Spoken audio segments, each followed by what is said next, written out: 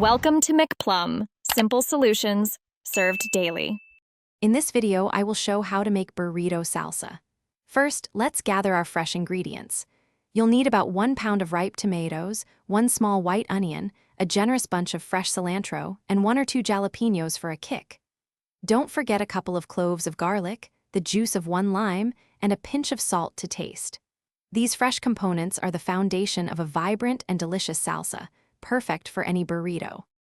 Now, let's get chopping. Start by dicing your tomatoes into small, even pieces, about 1/4 inch cubes. Next, finely dice the white onion and jalapenos.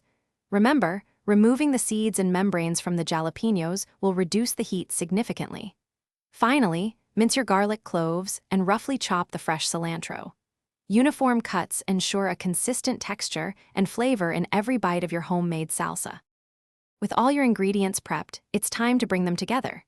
Transfer the diced tomatoes, onions, jalapenos, minced garlic, and chopped cilantro into a medium-sized mixing bowl. Squeeze in the fresh juice from 1 whole lime. This adds a bright, zesty tang. Sprinkle in about 1/2 teaspoon of salt or adjust to your preference. Stir everything thoroughly to ensure all the flavors meld beautifully. The final, crucial step for an exceptional salsa is allowing it to rest.